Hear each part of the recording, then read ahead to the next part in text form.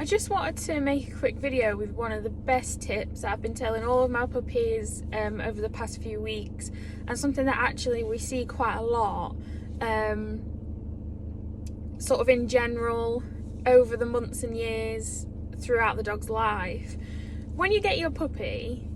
obviously a lot of people will go to puppy classes or have puppy training, which is amazing and a great way to start your life together, great way to start your relationship, build your bond, obviously get your dog to where you want them to be, what you'd like them to do at home, how you'd like them to act out and about, etc, etc. But then often what happens is people will come to me and they've got a young puppy, you know, 5-6 months old, and they'll say, oh, he's amazing, he does everything I want him to do, he'll walk perfectly on the lead at the side of me,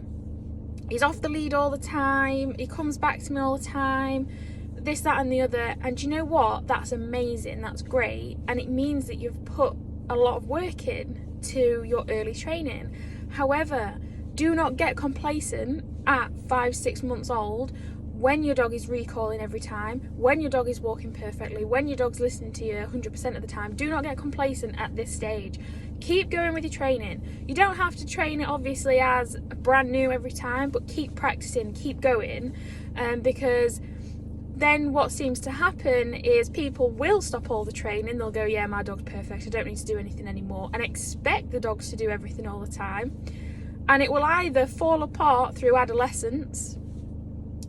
or it will fall apart later in life because they've stopped rewarding their dog for things that they want them to do, and they now say, oh, my dog's stubborn, he doesn't listen to me, and you know, I can't let him off the lead because he runs off all the time, he's gone deaf, you know, selective hearing, all this lot. And a lot of the times it's because people stop the training, they get complacent and they just think, oh, my dog knows it now, that's it. That's not to say that until your dog is really elderly that you constantly need to reward for everything they do and you constantly need to train. However, you know, if you learnt your job and then your employer said, oh, well, you know what you're doing now, so I'm just going to stop paying you, you'd be like, I'm not turning up tomorrow, he's not going to pay me. And you'd stop doing it, or you'd stop doing it as well because you're not getting the same reward, you're not getting anything. And a bit of a bad analogy, but it does work the same with our dogs. If you ask them to do something all the time and never ever ever reward them, and rewarding doesn't mean throwing them a load of treats, it can just mean a verbal praise, it can mean a quick pet, it can mean throwing a treat, and it can mean having a quick play with their toy. You know, they can go and catch a ball or have a tug toy. There's different ways we can reward our dogs throughout their lives, but also to then keep that going so that they don't lose any of that training, so that, you know, they don't suddenly become deaf or suddenly stop doing what you want them to do.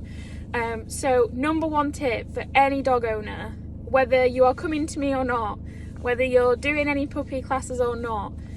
do not get complacent, keep going, and make sure you push through